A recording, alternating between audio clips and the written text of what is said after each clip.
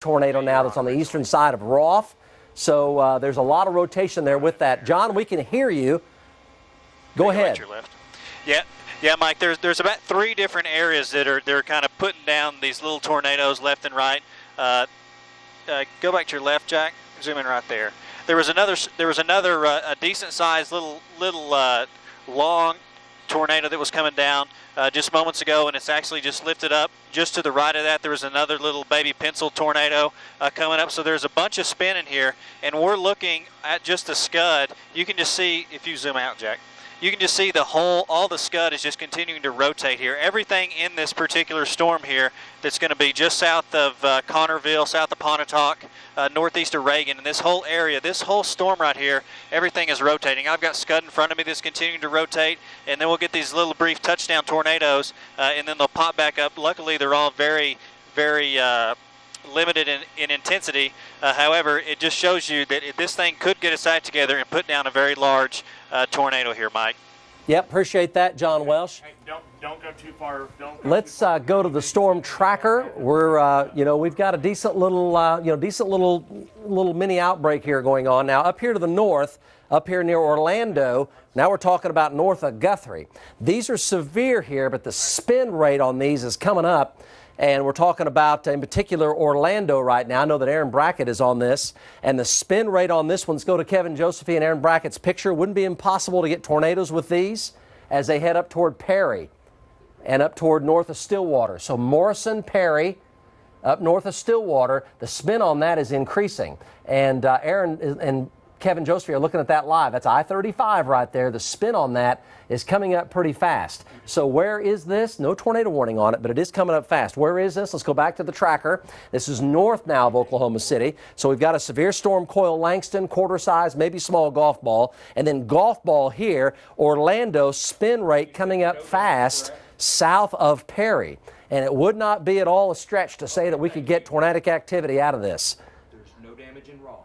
No damage in Roth. That's the best thing we've heard all day. No damage in Roth, and at least as far as direct damage to the town of Roth. And what source was that from? Corey, yeah. That was from Corey. Okay, at least our ground tracker did not observe in the town of Roth immediately. It was Chance, but yeah. Chance and Corey. No immediate damage in Roth. That's the best news that we've heard yet. Spin rate on this is coming up fast up north. So Noble County up toward Morrison, north of Stillwater, near and south of Perry. Would not be impossible to get tornadic activity. All these storms here are spinning. This one's starting to spin up rather quickly.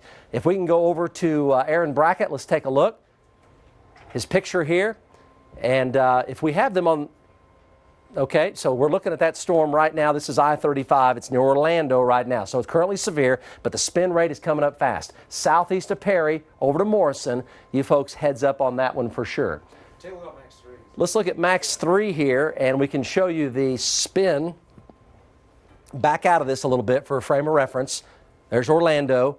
So here's Perry right here, and you can see clearly the spin coming up fast. Look how the backside here is coming around.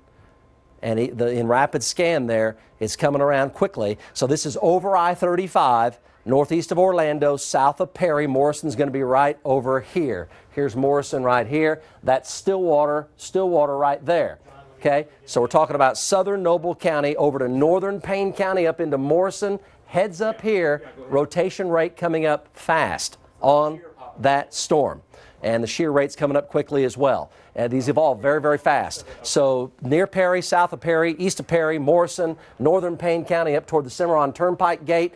Heads up right here. Wouldn't be at all impossible to get tornadic activity rather quickly on this particular storm. Now, let's take Matt. Let's go on down to the storm west of Shawnee. West of Shawnee, a couple of hailers there. Nothing too major there as far as any huge hail, but some hailers. The rotation on this one near Bethel Acres, it's just not really all that impressive right now. Tornado warning does continue. If we have Emily Sutton on this, let's go ahead and go to her. Spin continues just north of Highway 9 near Bethel Acres. Go, Emily. Yeah, Mike, we're still keeping a close eye on it. Still a broad circulation, waiting for us to see if it tightens up at all. Earlier, this has had a history of producing several funnels and possibly a brief touchdown near the south side of Lake Thunderbird when we were tracking it. Now we're located just northeast of Pink, and we are heading towards Bethel Acres.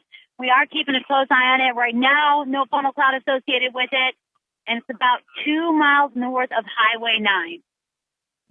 Appreciate that. Let's do this. Emily, stay with us.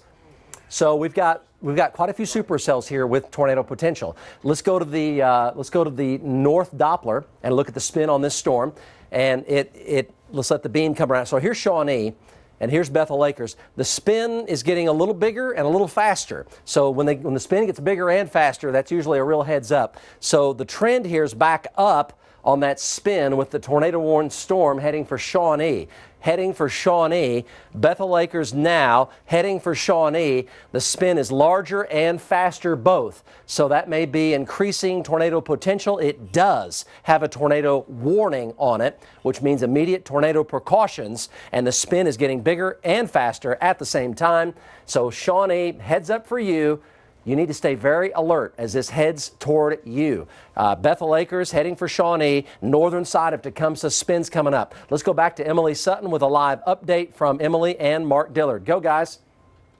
Yeah, Mike, we are located south of Bethel Acres. We have the area of rotation located just to our southwest. We just passed Highway 102. We're on Highway 9, and we are trying to blast northeast towards Shawnee.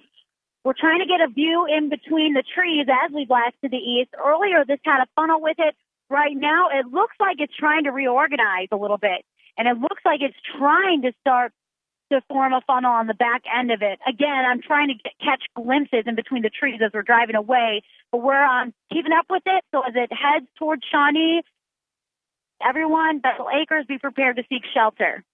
Emily, nice job. Let's go up to near Orlando. This is going to be northwest of Stillwater now, another area of concern.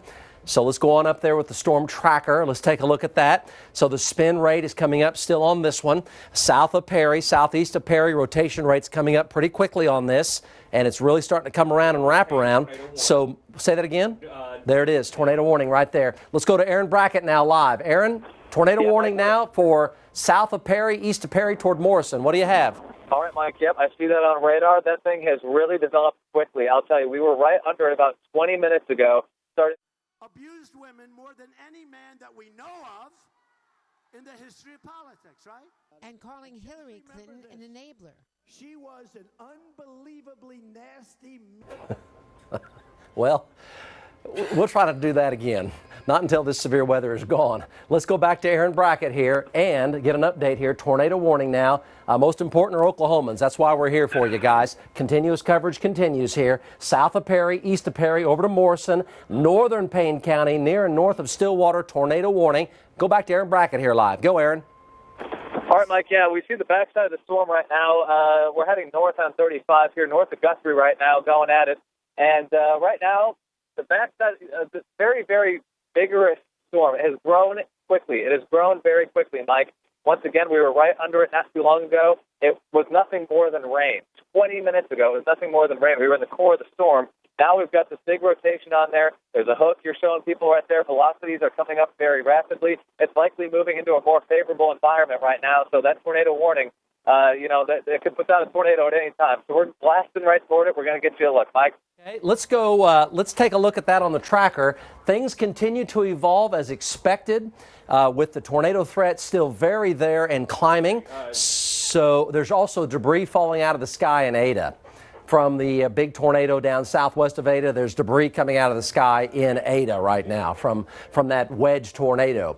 Obviously it picked up a lot of debris. There's debris falling in Ada now from the tornado, which is southwest of Ada. One fatality confirmed in Garvin County, 2 homes destroyed. This is from the emergency folks. One fatality confirmed in Garvin County. Yes. 2 homes destroyed.